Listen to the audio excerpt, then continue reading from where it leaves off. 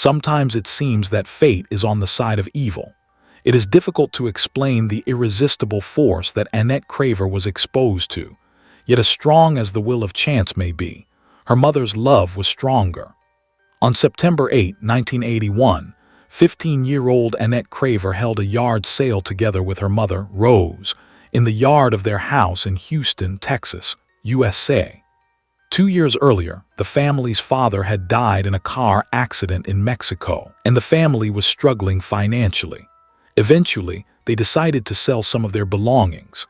The girl had been deeply affected by her father's death and was still grappling with the pain of her loss. Parting with some of these items was especially hard for her. Because of her father's tragic death, Annette was a rather withdrawn teenager who spent a lot of time alone, writing poems and songs, drawing and playing guitar. Her mother was glad that such a young talent was growing, but she was worried about the child's emotional state. The woman realized that Annette missed her father far more than she admitted, but it was very difficult to get her to open up. Annette closed herself off and preferred to avoid such topics. Rose had given birth to Annette when she was only 17, and there was a strong bond between them that the woman tried to maintain as best she could. But the truth was different. At that very yard sale on September 8, she met a 40-year-old carpenter named Felix Vale. He was even older than her mother. The brutal biker arrived at the sale on his motorcycle. Annette fell in love with him at first sight. Sparks flew between them, as she later admitted. Despite the large age difference, the couple began secretly meeting behind Annette's mother's back. Rose saw Felix on his motorcycle, noticed him talking amiably to her daughter, but knew nothing of their relationship. The woman had no idea that he could pose a threat. To Rose, he was just another customer, but to her daughter, he was the love of her life. After her father's death, Annette worried about getting a job to help her mother overcome their difficulties. Yet she saw no prospects for herself in Houston. Her mother faced similar problems. Rose wanted to move somewhere with her daughter. Unfortunately, at that time, she did not have the financial means for such a big move. After months of persistent searching, however, the woman found a way to get a job and move to the neighboring state of Oklahoma. The new place seemed more promising. Rose would have more job opportunities there. Meanwhile, Annette was still in high school. Her mother feared that events like a move might jeopardize her education and did not want to traumatize her further. Despite all the difficulties, she continued living in Houston with her daughter. The financial situation, however, did not improve, and the family was on the verge of bankruptcy. Finally, Rose managed to place her daughter in the care of an art teacher and moved temporarily to Oklahoma to earn money. She planned to make enough as soon as possible to buy a small, inexpensive house for them. Full of hope, the woman moved and plunged into work. At the same time, she kept in contact with her daughter by mail. Initially, Annette supported this decision and encouraged Rose, but before long, the mother noticed that the tone of her daughter's letters showed a strange tension. After some time, it emerged that Felix, the 40-year-old man from the yard sale, had visited Annette several times. Rose had never imagined that there could be a relationship between the two of them. In truth, this man grew increasingly close to the teenager in her mother's absence and started manipulating her. Felix turned Annette against Rose. One day, Annette wrote in a letter that she felt abandoned because of her mother's decision to move away temporarily. This deeply hurt Rose, but she understood that they just had to get through and overcome this period so they could be reunited and live as a family again. There was no other option, otherwise they would have ended up on the street. In parallel, Felix continued to gain Annette's trust. Rose did not suspect the extent of his influence. They entered into a relationship, and the man convinced Annette to travel with him. They lived off the social checks Annette was receiving because she had lost her father, the family's breadwinner. Unfortunately, Rose did not know any of this at the time. She worked hard, sometimes 24 hours a day, to save money. The woman spent months saving before telling her daughter that she could finally buy a house where they could lead a normal life. Rose was astonished to learn that her daughter had run off with a man more than twice her age. It had taken the woman almost a year to reach her goal, but in that time she had effectively lost her daughter. Rose was devastated and did not know what to do. She bought a house in Tulsa, Oklahoma, and began to set it up for herself and her daughter, hoping Annette would soon return. Suddenly, Rose received several letters from her daughter in California. In one of them, Annette asked her mother for permission to marry Felix. Naturally, Rose was against it, suggesting at least waiting until she was of legal age. But Annette insisted that she loved the man and did not want to wait. They planned to go to Mexico to get married. At that point, Rose was so afraid of losing her daughter forever that she did not dare refuse and gave her permission for the marriage. She could not speak to her daughter in person, only in letters, which greatly limited her ability to influence Annette. To this day, Rose blames herself for allowing Annette to take that step.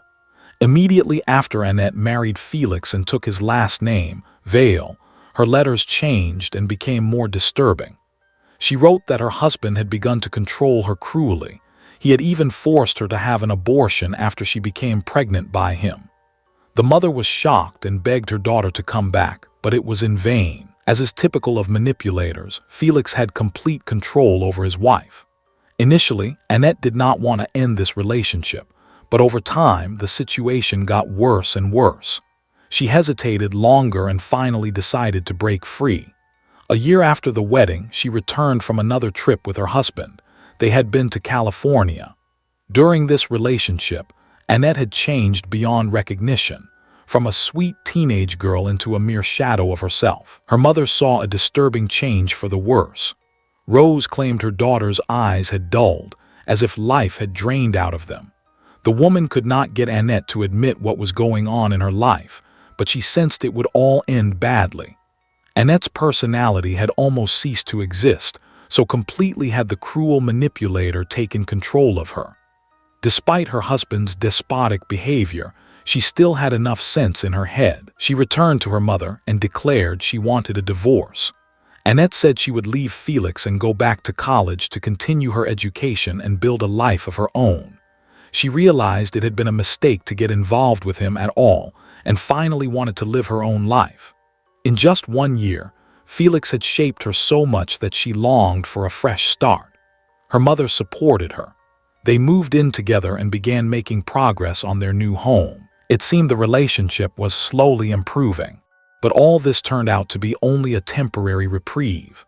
Felix began calling Annette constantly, but every call was answered by her mother. Rose did her best to protect her daughter. Although Felix demanded that the phone be handed over to his wife, Rose refused. She believed the man would eventually calm down and stop bothering Annette. She hoped it would be enough to keep him at a distance. But the stalker would not be stopped. Only a few weeks after her daughter had returned to her mother, he showed up at their new home. Felix entered the house without permission and went straight to Annette's room. The couple spent some time alone together, then came out and announced they were leaving.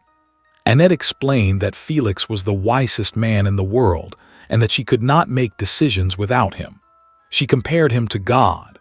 Her mother did everything possible to stop her, but Felix's hold was too strong. Rose lost her daughter for the second time, and it was a severe blow.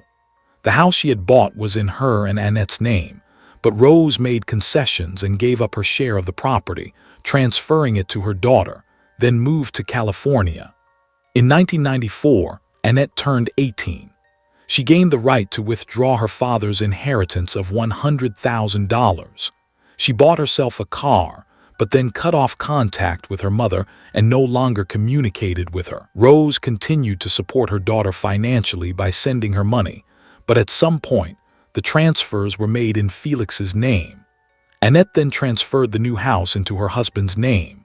Rose decided to call Felix to find out what was going on. She had not heard from Annette for a while and was getting worried. The financial transactions only heightened her anxiety. To her surprise, her son-in-law claimed he did not know where his wife was. He admitted that shortly before these events, he had driven her with $50,000 in her possession to the bus station. Then, allegedly, she wanted to travel on to Mexico, but he had not seen her since and could not reach her. The man simply told his story and hung up without waiting for the worried mother's response. Rose knew it was a lie, so she went to the police and reported her daughter missing. The investigators visited Felix's house and spoke with him at length about his wife's disappearance.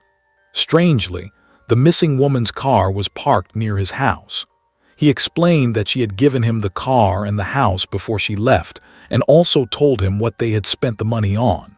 According to him, they had used half the inheritance on the car and travel. Annette supposedly took the other half with her in cash. They allegedly did not trust banks and therefore kept cash on hand. Felix somehow managed to charm the police, just as he had once charmed Annette herself. He had a gift for captivating people and gaining their trust. They believed his story without question. The police simply walked away.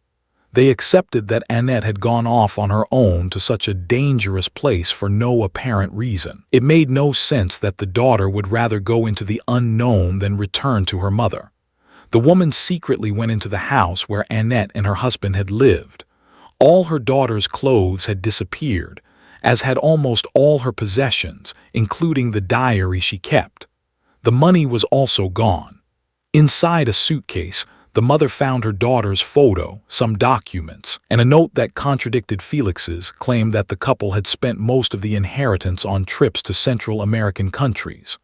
The note stated that they had bought a car, paid off her husband's loans, paid for Felix's dental work, and deposited $36,000 in the bank. They still had $41,600 in cash left. Nothing had been spent on trips, meaning everything Felix said about the money was a lie. The missing woman's mother then filed a complaint with the district attorney's office about the police's inaction. The complaint was ignored, and the authorities even refused to investigate, since Annette was already of legal age and could choose where and with whom she wanted to go. The woman contacted the police again, but did not get the response she hoped for. There was no progress at all. Rose hired a private investigator to handle the investigation, but he was also unsuccessful. When Rose saw that the authorities did not care about her daughter's fate, she began her own investigation. The woman worked in a bakery, devoting all her time and money to the search. She was aware of the risk she was taking and realized that Felix was clearly involved in Annette's disappearance, but she still needed to discover the full extent of his plan. It was Rose's fate to open Pandora's box. Initially, she hoped for the best. She waited every day for the phone to ring, for Annette to walk through the door, or for a letter to arrive. Days turned into weeks, weeks turned into months of silence, and eventually the desperate mother realized her daughter was not coming back.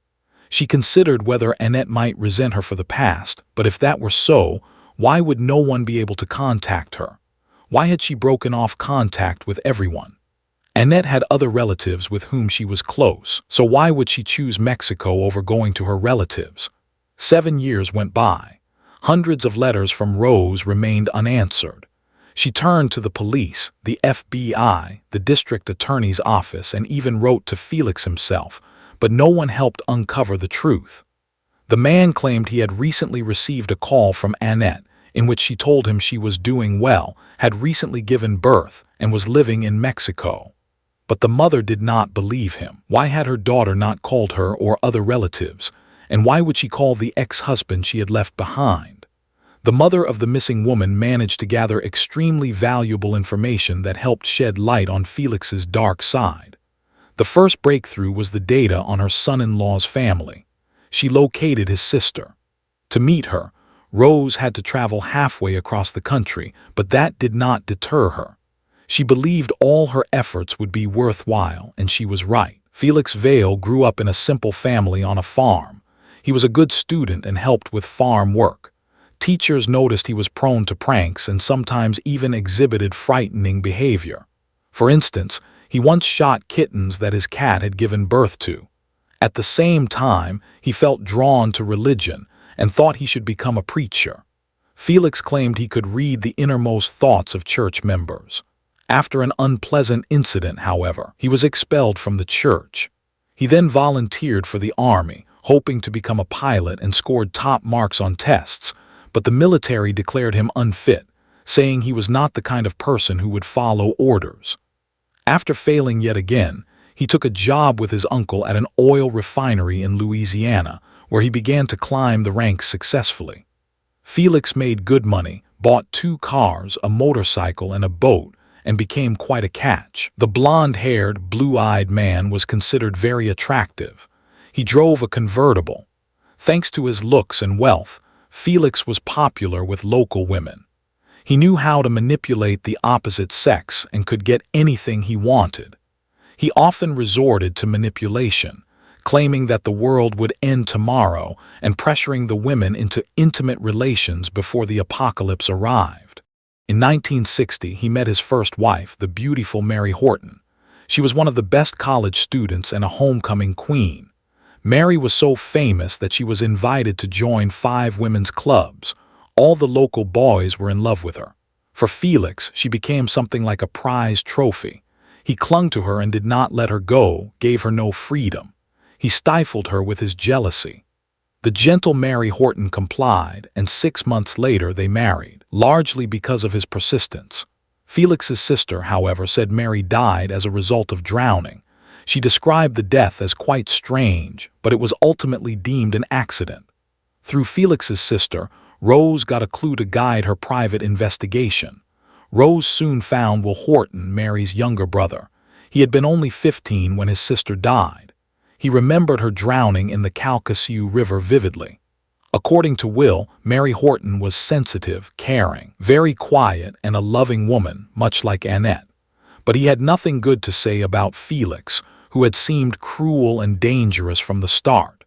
In fact, the entire family took offense at his behavior. No one supported the relationship, but the manipulative man also had Mary completely under his control.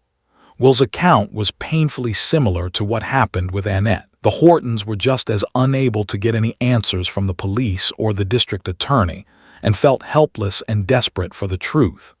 Will revealed that his sister was unhappy with Felix. He forced her to dye her hair according to his taste and forced her to work out at the gym to keep her figure.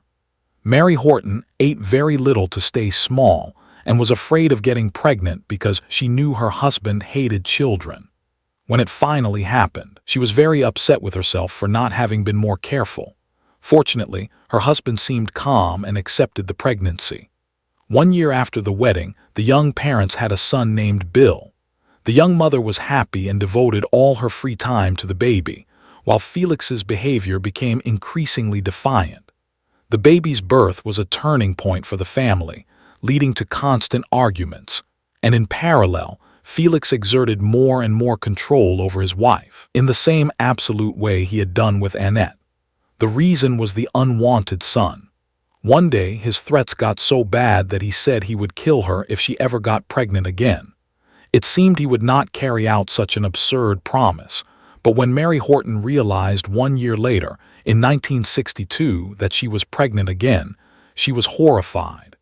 She hoped it was some illness, but it turned out she was indeed pregnant for the second time. Her husband flew into a rage, refusing even to hear that they were both responsible for the pregnancy. He told his colleagues how ugly he thought she looked pregnant. He didn't like her belly and was disgusted by the baby. Felix behaved so irrationally that Mary fled with her son to her parents' house. She confessed to her mother that she wanted to leave her husband because she feared for her life and that of her unborn child. But Mary's mother was a devout Catholic and could not permit a divorce. She suggested her daughter go back and talk to him. She believed he would calm down and they should work things out. Sadly, Will said that this talk never happened because his sister died before it could. Felix went to the police with a bizarre story. According to him, they left their son with Mary's mother and went fishing alone in a boat. While he was taking a turn on the river with his wife, he claimed Mary accidentally hit a large stump sticking out of the water and fell overboard. He said he dived in after her to save her, but was unable to rescue her and nearly drowned himself, then went ashore and informed the police. From the start, he was under suspicion because his story seemed far-fetched, and he was immediately arrested. 2 days later, Mary's body was found in the river, and evidence clearly indicated murder. The victim's neck and mouth were bound with a scarf, and there was a deep open wound on the back of her head, obviously caused by a blow with a blunt, heavy object. The sleeves of her clothing were soaked in blood, as if she had fought desperately for her life. Despite this obvious attack and the absence of water in her lungs, the coroner had a different opinion.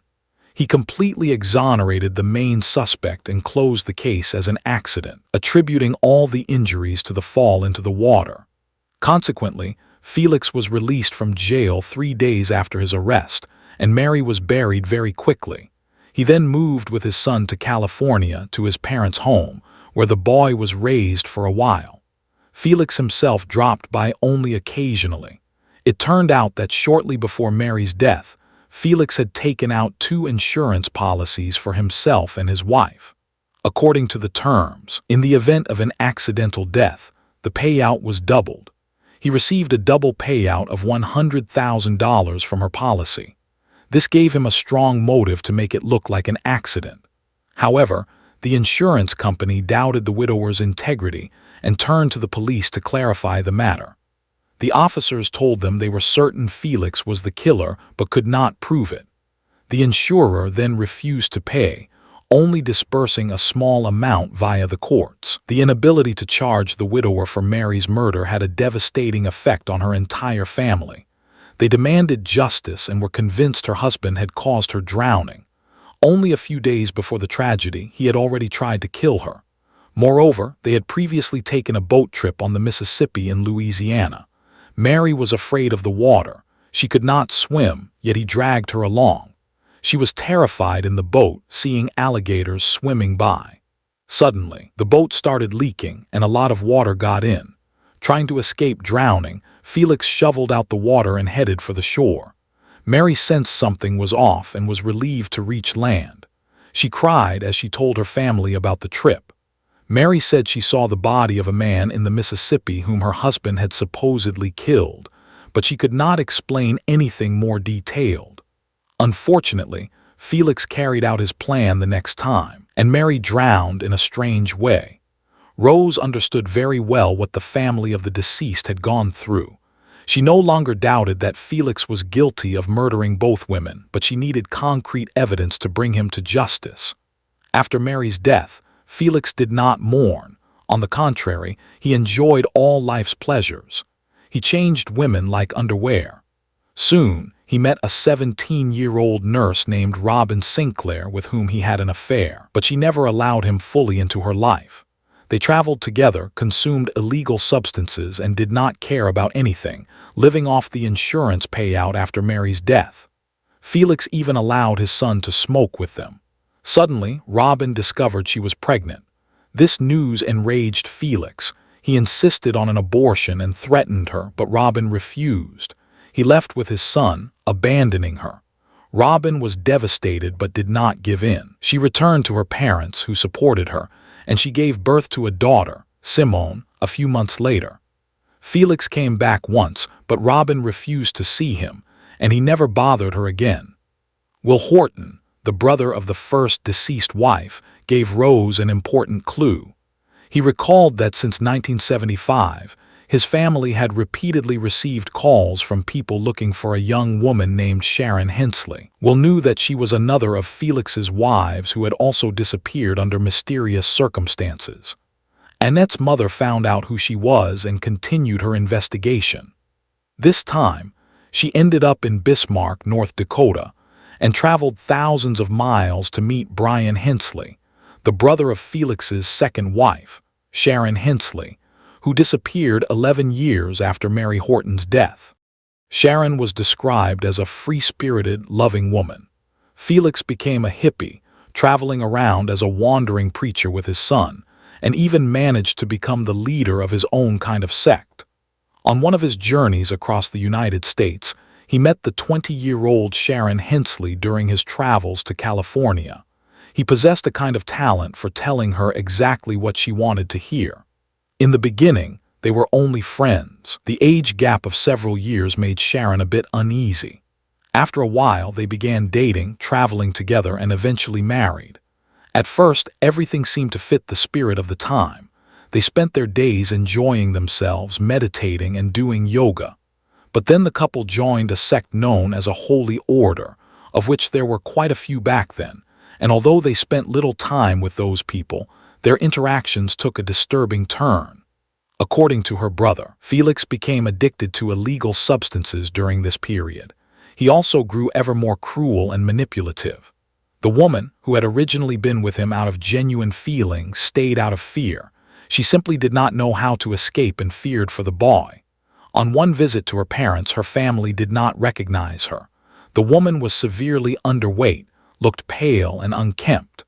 Sharon bore no resemblance to the model she once was. Her relatives were concerned, believing their daughter had been brainwashed. She did not answer questions but kept silent, looking at the floor. It was obvious Felix was in complete control of her. During that visit, witnesses saw Felix force Sharon to steal groceries. Her parents tried to bring her to her senses, but she would not listen. One day, Sharon just ran off with Felix. Afterward, she called her mother and said they were leaving to make adult films. The woman got scared and followed them, but could not find her daughter. They actually were involved in filming. Felix also had Sharon work in a strip club where she earned good money, sometimes $1,000 a night. He took it all for himself.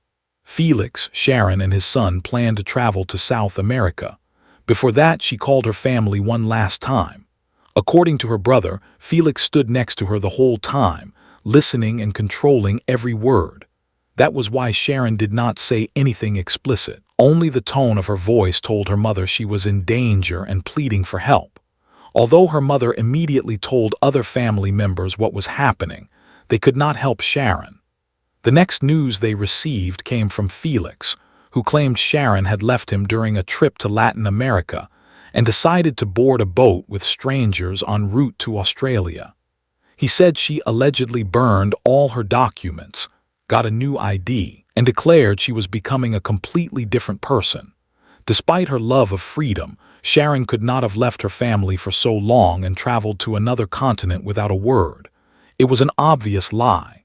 Interestingly, Sharon disappeared exactly 11 years after Mary Horton's death, and Annette disappeared 11 years after Sharon vanished.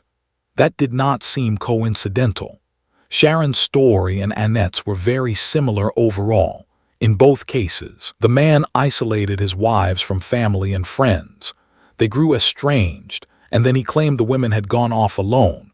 It followed the same pattern and was definitely untrue. After Sharon Hensley disappeared, the man wasted no time.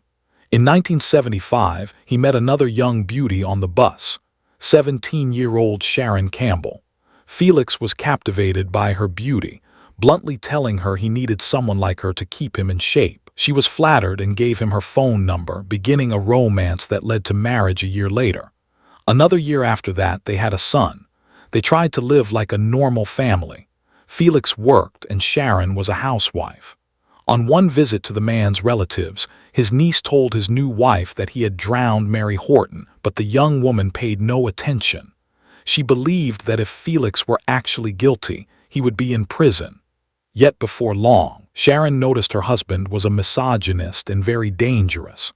Later, she discovered a large collection of knives in his house and became afraid he might be insane.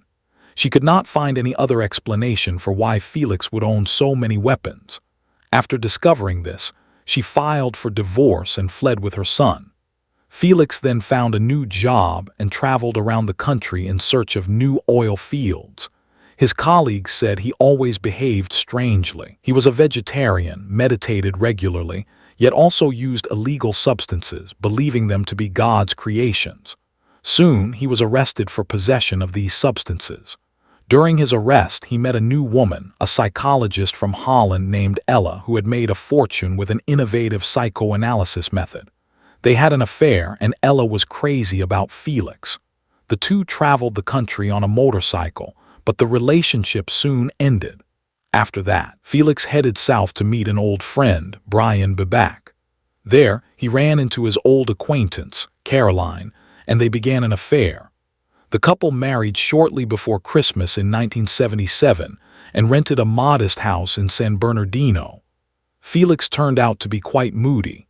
He claimed to be allergic to almost everything, prompting Caroline to clean the house from top to bottom and cover things with plastic to protect her husband. Felix did not want to work, so the entire financial burden fell on Caroline. Before long, she found out he was having an affair with the neighbor, Alexandra. Furious, Caroline called Felix's mother to complain about his behavior, but the mother was not the least bit surprised and did not even try to defend him. That alarmed Caroline. She had had enough and filed for divorce. Felix found a new job and continued traveling the country. His friends said he behaved oddly, sometimes adopting new lifestyles, continuing to use illegal substances, and eventually ended up in a relationship with the next woman. It was not long before he became involved with the 15-year-old Annette. After Annette disappeared, Felix continued to see other women as if nothing had happened. He had countless girlfriends. Annette's mother succeeded in tracking down a woman named Beth, with whom Felix had been involved for a short time, and whom he physically abused. He even told Beth, "It will only end when one of us dies."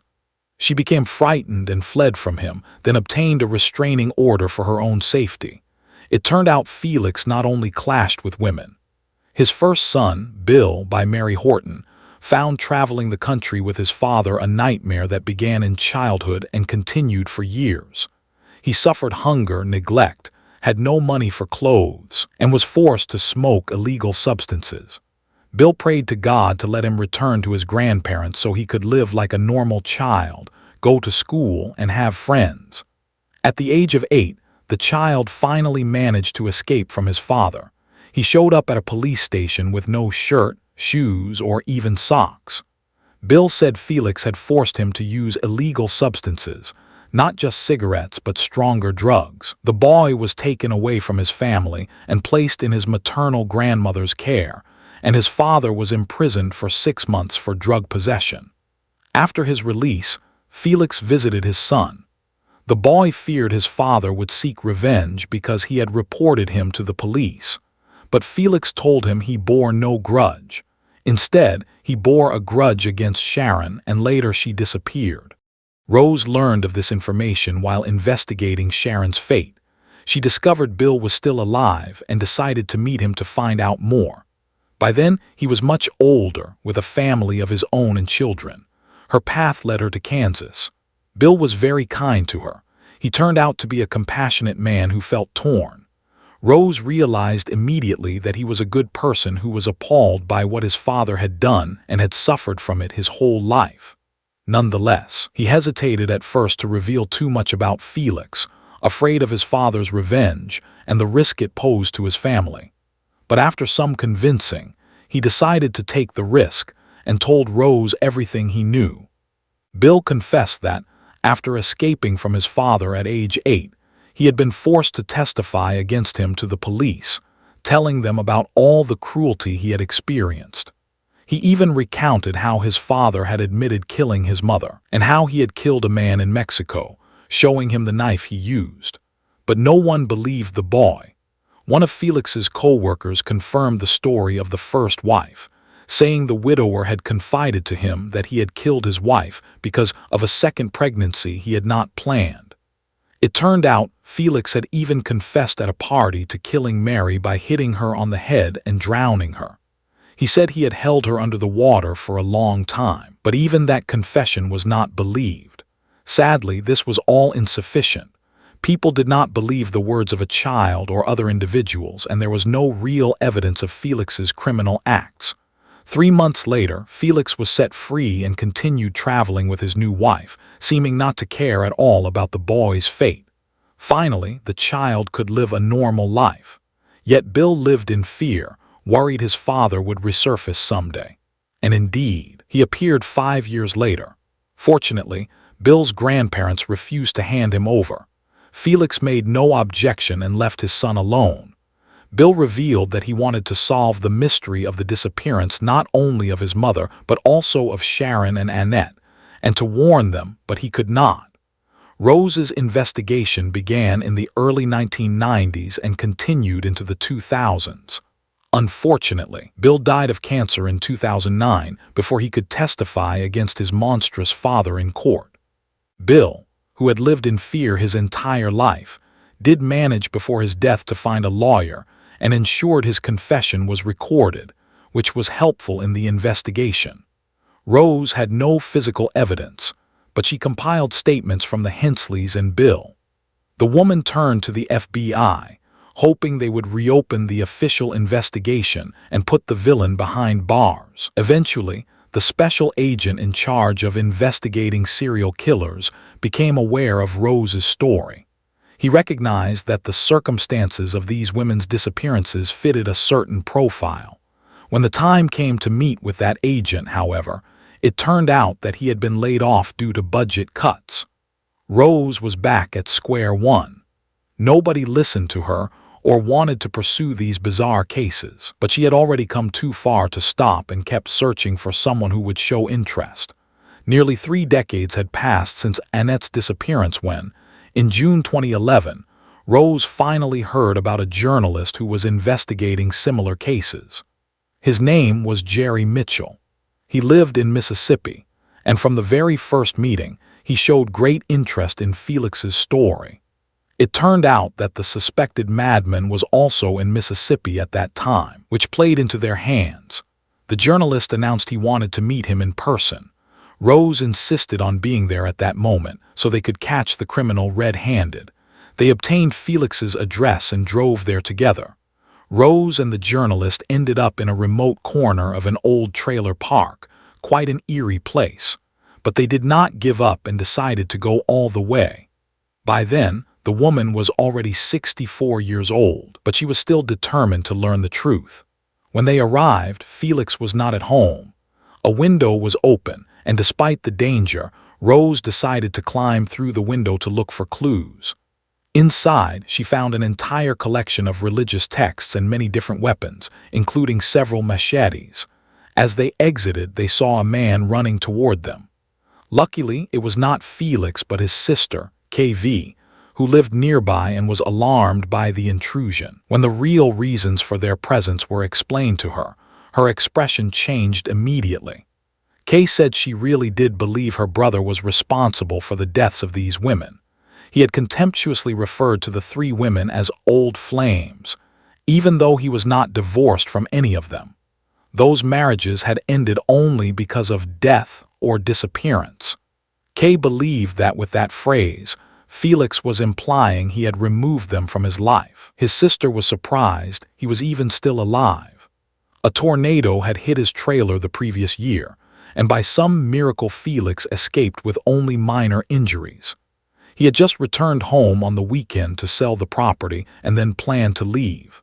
He left his trailer, which had been damaged by the tornado, along with his knives and machetes, then sold the house in Tulsa that he had inherited from Annette for $50,000. Jerry Mitchell was overwhelmed by how much progress had been made in their improvised investigation on the very first day. Next, he listened to an interview with the suspect's son, Bill V., and spoke personally with the Hortons, the Hensleys, and Rose, recording their statements. He then began writing an article, and 4 years later a book about these cases was published, achieving tremendous success. Finally, the FBI took an interest in the stories and contacted everyone involved. The official investigation was reopened. It turned out the authorities could only indict Felix for the murder of Mary Horton because there was enough incriminating evidence in that case. In the other cases, they did not even have bodies, so the chances of prosecution were extremely slim. At one point, even the Mary Horton case seemed hopeless, and it looked like the authorities might remain inactive. But thanks to Rose and the journalist's efforts, they found a district attorney willing to take on a case that was nearly half a century old. A warrant was issued to search Felix's home. A group of police officers broke in and conducted a thorough investigation. Their most valuable find was Felix's journals, almost 2,500 handwritten pages he had kept over many years. From these writings, it emerged that he tried to maintain complete control over every woman in his life. When manipulation and psychological pressure did not work, he was quite willing to use physical violence. There were even passages in which he described how much he liked drinking fresh blood, without specifying whose blood it was. Disturbing pictures of unclothed children were discovered. He described his sexual activities with hundreds of women. He even recorded his depraved thoughts that the best sex of his life was with a 3-year-old girl. But there was not a word about the murders, which was not surprising. Why would he incriminate himself? Surprisingly, the sections covering the periods during which he had relationships with Sharon Hensley and Annette were missing. Investigators looked for anyone who could help them in the investigation. They managed to track down Ike X, who was already 90. By chance, he was the one on the boat when Mary Horton's body was found. When Rose and the district attorney arrived at his address, they were greeted by a man in a wheelchair.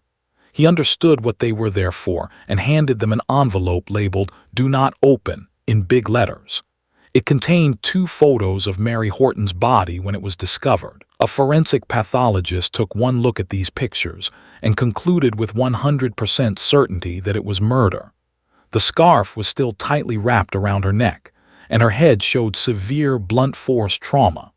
Those close to Felix said he had never fished a day in his life, which made it odd that he would suddenly go fishing with his wife on that fateful day. The fishing gear and boat were dry, and even his cigarettes were not wet, though he claimed he had jumped into the water immediately to rescue Mary. Inside the boat, the police found 2 life jackets, but for some reason Mary was not wearing one, even though she was terrified of drowning. This was inexplicable.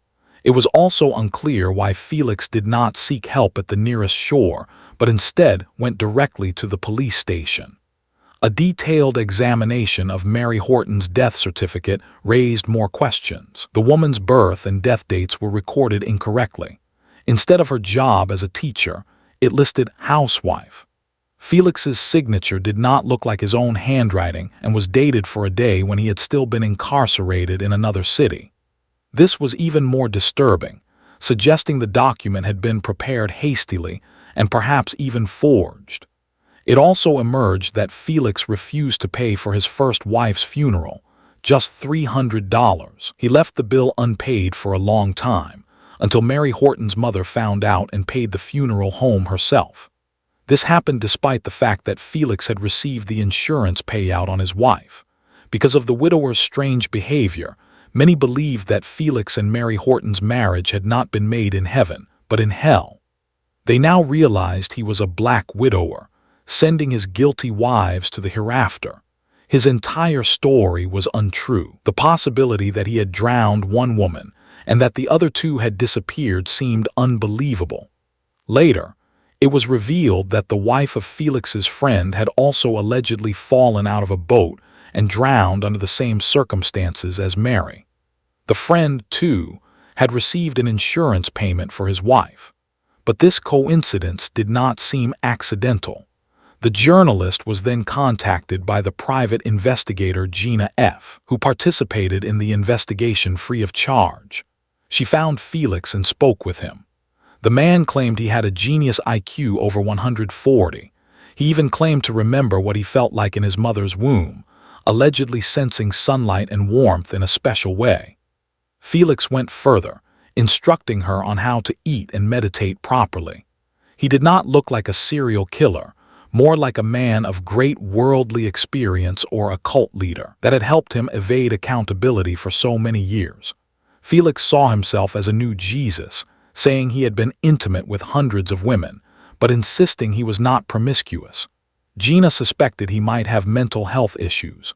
Felix's late father had actually suffered from bipolar disorder. The widower frequently watched TV shows about schizophrenia, believing all of humanity was schizophrenic, including himself. Based on the collected materials, Felix was charged with first-degree murder in the death of his first wife, Mary Horton. The trial began with testimonies from journalists Jerry Mitchell and Rose. Former friends of the defendant were among the most important witnesses against him. 3 men testified under oath that Felix had confessed to killing his first wife over an unwanted pregnancy. The prosecution's forensic pathologist testified that Mary Horton had already been dead from a severe head wound when she entered the water, meaning she had not drowned because there was no water in her lungs. The defense lawyer suggested Felix could have accidentally hit his wife on the head with an oar, or that she hit her head when she fell out of the boat. However, the most valuable witness proved to be Ike X, who had photos of Mary's body with the scarf around her neck. He delivered a devastating blow to Felix's defense. The jury took only 10 minutes to deliberate. In 2016, 77-year-old Felix Vale was finally found guilty of murdering his first wife and sentenced to life in prison without the possibility of parole. The families of Mary Horton, Sharon Hensley, and Annette Craver attended all the hearings and embraced in joy when they heard the verdict. They were satisfied with the outcome. In the other cases, Sharon's and Annette's, nothing was found, not even bodies, so Felix was never charged with those crimes. It is suspected he is also a pedophile because photos of that nature were found in his possession, and some children had spoken out, but that too could not be proven. Most people familiar with the case are convinced Felix killed all his wives. He may also have been involved in other crimes we do not know about. However, he has not revealed any details or confessed. For most of the trial, he simply remained silent.